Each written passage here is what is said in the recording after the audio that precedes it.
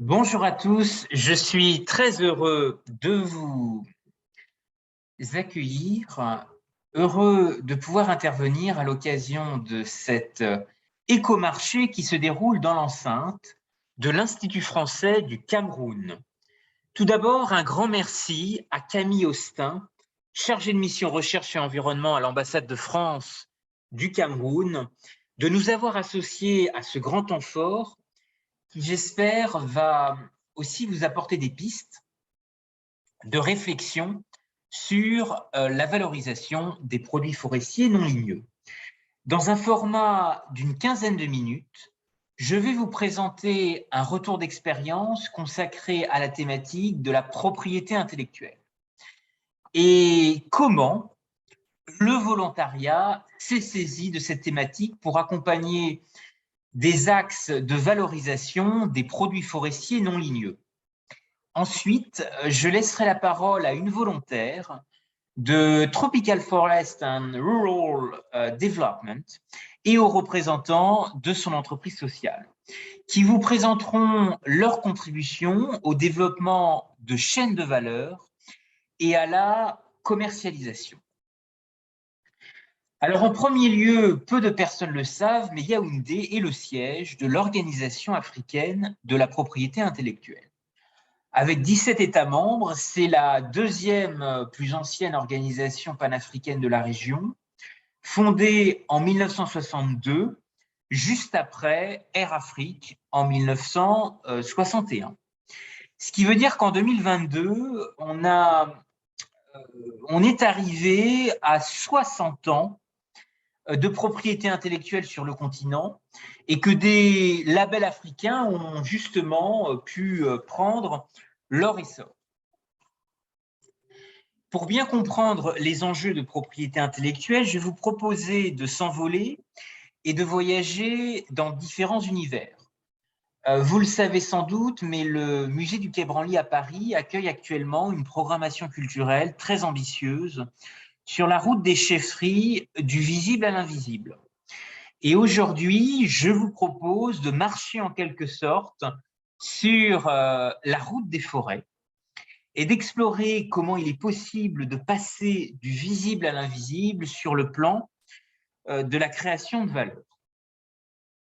Cette notion d'invisible peut paraître complexe à comprendre, pourtant la propriété intellectuelle est là pour valoriser des actifs immatériels. La notion d'intangible est donc fortement reliée. Il peut s'agir d'une marque, une marque de vêtements, d'un brevet, un brevet d'invention, d'un dessins et modèles, où on a ici à Yaoundé des tas d'exemples avec de nombreux ateliers de sérigraphie, et aussi un semi-conducteur très important pour les iPhones que vous avez dans vos poches. Je voudrais vous parler de quelques exemples. La marque, c'est effectivement typiquement celle d'un créateur de mode, comme celle du vivier de talent incubé ici au sein d'IFC Création ou d'autres programmes tremplins d'appui à la création des industries créatives et culturelles. Des brevets, je voudrais vous parler peut-être de l'exemple de Numita Holdings, qui est une spin-off universitaire incubée dans les laboratoires de la faculté d'agriculture de l'université de Buea et qui est engagée dans la fabrication de farine, de bananes plantains, mais aussi l'élevage et la vente d'escargots et de produits dérivés. Cette initiative est soutenue dans le cadre d'un programme qui s'appelle le programme Entreprendre de l'Agence universitaire de la francophonie qui a son siège sur le campus de Yaoundé 1 et qui entend co-construire un plan d'action pour le Cameroun qui a été lancé le 23 mai dernier à Douala. Et ce programme entend consolider les réflexions autour de l'émergence d'un statut en gestation au Cameroun, d'un statut d'étudiant entrepreneur, avec l'idée que dans le système universitaire camerounais, on peut également trouver un champ d'exception exceptionnel, un champ d'expression du génie et de réaliser l'idéal, c'est-à-dire un étudiant, un emploi, une entreprise. Je m'attarde aussi sur la question des dessins et modèles. Les ateliers de sérigraphie qui foisonnent dans les rues de Yaoundé en sont un exemple, mais je voudrais aussi vous parler d'un projet que je trouve assez intéressant qui s'appelle EcoBag Ventures, qui est spécialisé dans la fabrication de sacs écologiques à partir de troncs de bananiers et qui est actuellement incubé dans les laboratoires de la Faculté des sciences de l'Université de Douala. Alors, il existe aussi un domaine qui est largement sous-exploité, qui est la valorisation des produits du terroir et qui dispose de qualités spécifiques. En droit de la propriété intellectuelle, on appelle ça les fameuses indications géographiques protégées. Et je vais vous proposer un petit voyage pour regarder dans le monde comment les forêts sont justement au cœur de projets de création de valeur et surtout de valorisation d'actifs immatériels. Ce tour du monde va nous permettre de mettre le cap sur les indications géographiques protégées, les IGP, et cela sera la deuxième partie de mon intervention. Alors, en premier lieu, cap sur la Côte d'Azur, où ici vous avez l'exemple d'Ecotone Antibes, qui est un campus écologie qui a été conçu par Jean Nouvel et ses ateliers à Sophia Antipolis. Sophia Antipolis qui est née à la suite d'un incendie monstrueux qui avait ravagé 3000 hectares de forêt sur la Côte d'Azur. Et dans l'espoir de son fondateur, il avait une intuition visionnaire. Il a voulu utiliser et investir massivement dans les innovations. Pierre Lafitte, qui était le fondateur de la Technopole Sophia Antipolis, a voulu effectivement porter ce projet qui lui tenait à cœur et qu'il a appelé Sophia Antipolis. Alors, est-ce que vous savez pourquoi, justement, il a appelé ce parc technologique Sophia Antipolis? Sophia, en grec, Sophia, c'est la sagesse. C'est aussi Sophie, et c'est tout simplement le nom de sa femme. Et puis, il a ajouté Antipolis. Antipolis, en grec, ça a une signification aussi très forte. Sur le pourtour méditerranéen, c'est en fait la créativité agraire en dehors de la ville, Antipolis.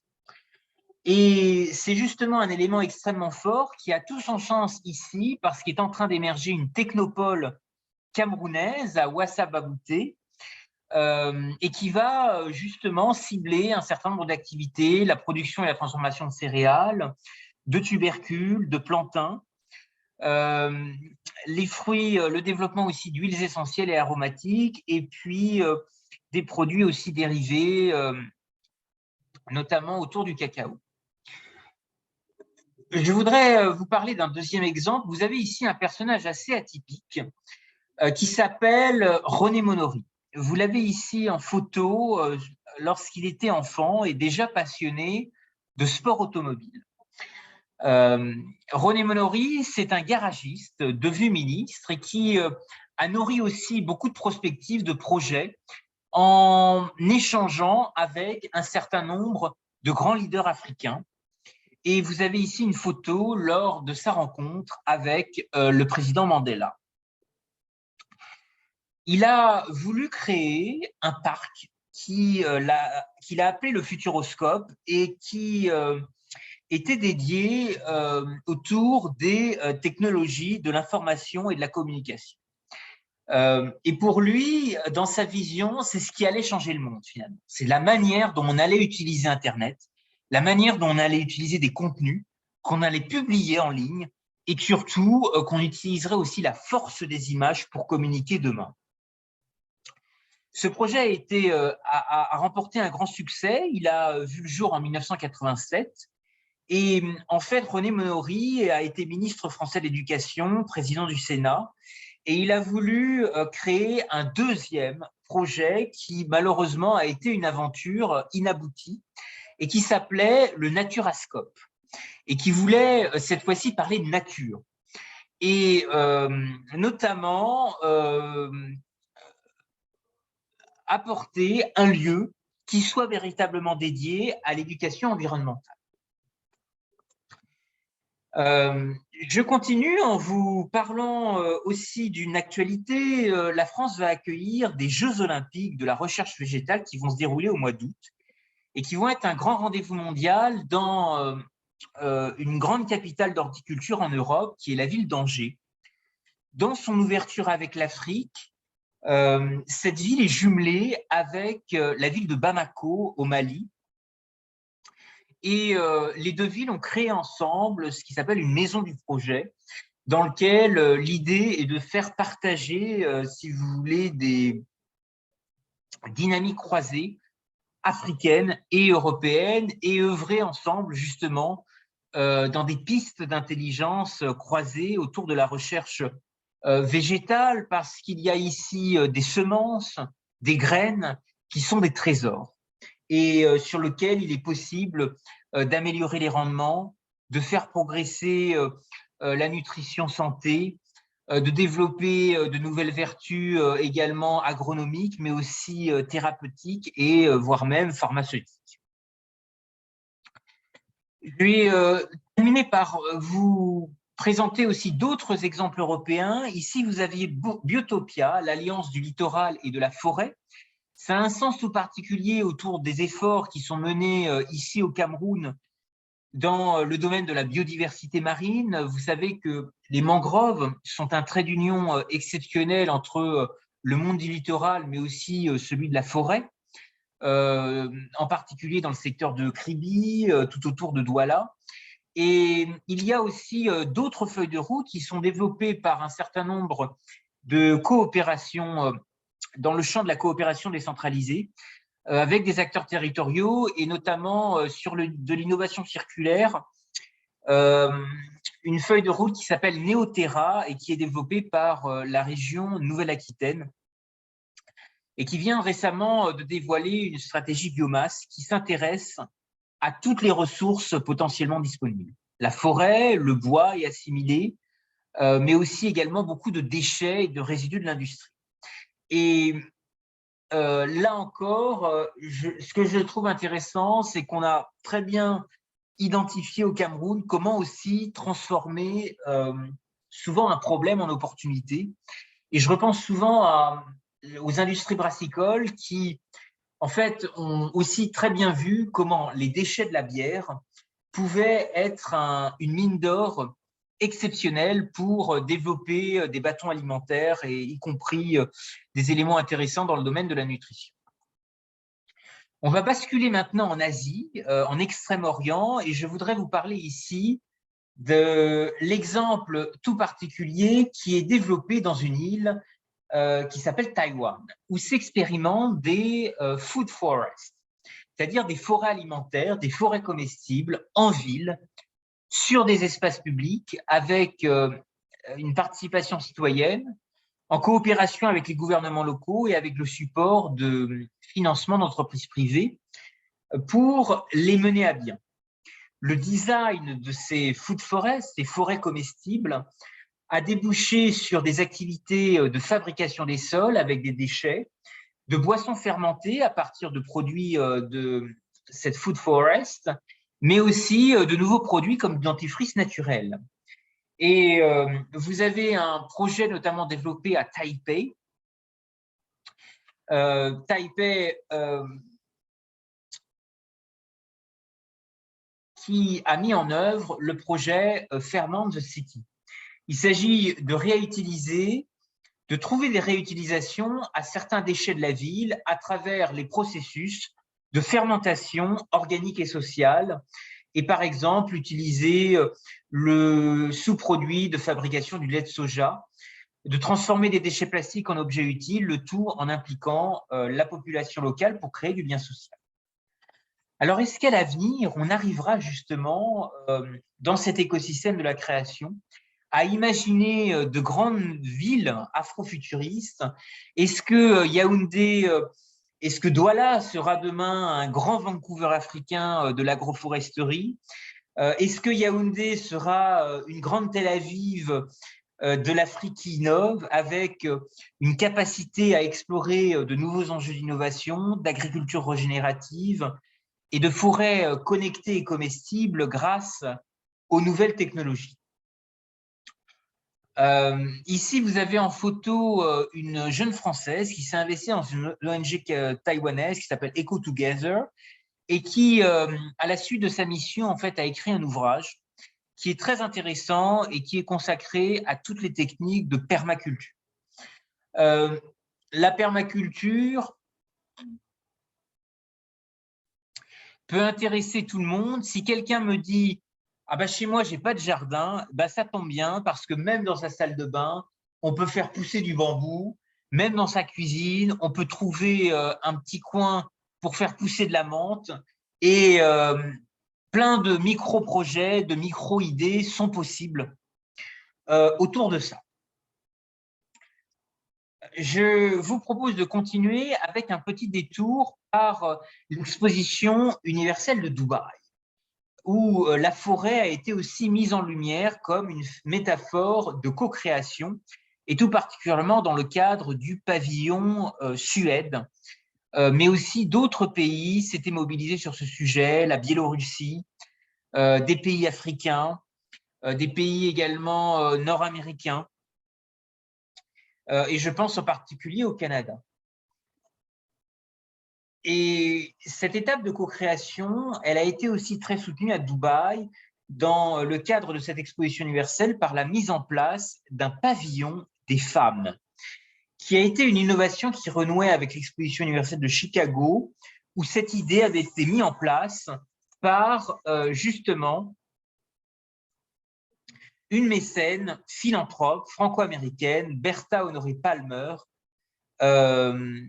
qui a été véritablement à l'initiative en mobilisant un mouvement de femmes à Chicago. Il y a dans ces expositions universelles des innovations qui ont fait leur première apparition aux yeux du monde et beaucoup d'innovations alimentaires. C'est dans le cadre d'expositions universelles qu'est né le ketchup. C'est aussi là qu'est né le cône de crème glacée. Et il y aurait certainement beaucoup de choses qu'on pourrait continuer à imaginer ensemble, surtout en matière d'économie circulaire. Et donc, fort de ces exemples, je vous propose maintenant de mettre le cap sur les indications géographiques protégées, de regarder comment ce label africain qui prend forme peut être aussi riche d'enseignements et de réfléchir collectivement comment il est possible d'en faire une vitrine renforcée pour le Made in Cameroun. Alors, qu'est-ce qu'on définit finalement autour des indications géographiques protégées? Je voudrais vous proposer une définition très simple. Ce qu'il est important de retenir, c'est que les indications géographiques protégées, ce sont des produits du terroir qui ont une qualité spécifique. Alors, je vous propose peut-être d'aller sur une définition un tout petit peu plus précise pour pouvoir entrer dans le champ, dans le régime d'une indication géographique protégée. Il faut pouvoir démontrer qu'il s'agit d'un produit qui est originaire d'un lieu géographique, qui possède des caractéristiques propres, dues à cette région, à cette origine, et qui la rendent distincte des autres. Alors, pour aller plus loin, quelques critères importants à retenir. Les produits doivent désigner un produit et non pas un groupe de produits. Il doit avoir une origine géographique. Prenons l'exemple du poivre de Penja, c'est assez clair. Les producteurs vont aussi devoir respecter un cahier des charges, ce qui peut effectivement paraître assez contraignant et cela va demander aussi des capacités d'organisation importantes au niveau de la filière. Il faut également que le produit puisse se distinguer des autres produits de sa famille. Prenons l'exemple du miel d'Oku par rapport au miel des savanes. Alors, il n'existe pas de recette magique pour réussir, mais plutôt des ingrédients pour y contribuer. Le recours à cette démarche, une fois qu'on a enregistré une indication géographique, elle suppose aussi du dynamisme commercial. Et il va falloir aussi façonner quelque chose d'assez puissant qu'on appelle le marketing territorial.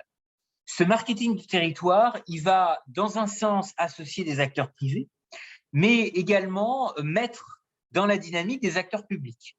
Et ce qui est intéressant dans le marketing territorial, c'est qu'effectivement, il y a deux piliers qui sont intéressants et il va falloir faire communiquer et faire travailler les acteurs ensemble.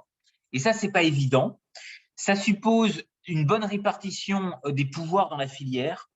Ça implique aussi des enjeux de gouvernance qui peuvent être assez difficiles à gérer parce qu'il faut créer de la cohésion entre les acteurs et puis associer tout le monde sous une même bannière. Trouver cette représentation commune autour de la qualité du produit. Alors, nos équipes ont établi et cherché à identifier justement des pistes de produits qui pourraient bénéficier du régime des indications géographiques protégées, des IGP. Ici, vous avez l'exemple de la Guinée-Conakry qui a recensé un certain nombre de produits dans le café, le miel, mais aussi l'oseille de Guinée. Il y a certainement d'autres champs à explorer. Un travail de recensement, de cartographie, d'identification de nouveaux produits pourrait aussi être fortement encouragé dans de nombreux trésors qui existent ici en Afrique centrale et des champs extrêmement intéressants à ouvrir dans le domaine des low-tech, de la pharmacopée à faible impact et de montrer combien finalement il y a dans ce dynamisme une très forte contribution à la New Nature Economy, à la bioéconomie mondiale. Alors, nous avons, dans l'ambition du projet UAV Forest, qui est porté avec l'expertise de France Volontaire, l'envie de générer un espace régional en pleine recomposition, avec justement des richesses d'Afrique centrale à révéler, notamment un témoignage très important sur l'émergence de milieux innovateurs. Pour ce faire, il y a un certain nombre de missions que nous avons identifiées, de projets qui vont de la valorisation de l'écosystème créatif de Yaoundé, capitale du Cameroun et siège de l'Organisation africaine de la propriété intellectuelle, consolider l'identification de produits éligibles à une démarche d'indication géographique protégée, contribuer à la diffusion de bonnes pratiques et à la mobilisation de ressources via des fondations, et animer une veille stratégique, une mise en cohérence avec des opportunités de partenariat avec un certain nombre d'acteurs de la coopération. Mais plus largement, je crois que vous êtes tous invités à participer à un large appel à idées que nous souhaitons enrichir grâce à des témoignages, des retours d'expérience que vous pourriez apporter. Vous avez ici nos coordonnées si vous souhaitez participer à notre appel à idées. Des pépites afrofuturistes, des pépites agroforestières qui pourraient être révélées, et puis contribuer ensemble à une sorte d'encyclopédie vivante et collaborative qui pourrait aussi appeler demain, dans le futur, à de nouvelles idées. Nous avons essayé de construire ensemble des travaux de recherche, des travaux d'écriture que nous mettrons à la disposition du plus grand nombre. Nous avons créé des infographies que vous pouvez également utiliser. Et demain, j'espère que vous aurez aussi envie de vous investir, de sentir aussi toute l'importance de la propriété intellectuelle et de la biodiversité dans l'agenda des Nations Unies, un agenda 2030 qui est orienté sur les ODD, les objectifs du développement durable, les objectifs du millénaire. Et à ce titre, eh bien, nous pouvons certainement œuvrer ensemble, travailler sur de nouvelles réflexions afrofuturistes, dire aussi qu'il y a un agenda exceptionnel qui est l'exposition universelle de 2025, qui se déroulera à Osaka au Japon et qui sera consacrée aux ODD et qui, dans laquelle des pays africains et européens pourront justement concrétiser leur participation. Ce grand événement sera décliné autour de 3 sous-thèmes: sauver des vies, inspirer des vies et connecter des vies. Et j'espère que nous aurons l'occasion de bâtir ensemble un monde meilleur et de faire battre le cœur de Doki Doki. En japonais, ça veut dire le bruit que fait le cœur quand il bat. Eh bien, je souhaite qu'ensemble, le cœur de chacun continue de battre et que vous ayez ensemble et que nous ayons ensemble l'envie d'être cœur battant pour développer la gestion durable des forêts. Je vais laisser la parole à Tropical Forest and Rural Development et son entreprise sociale qui a des chaînes de valeur à encourager, à faire prospérer et à développer. Je vous remercie pour votre attention et nous restons à votre disposition pour partager ensemble des perspectives au sein du projet EUAV Forest.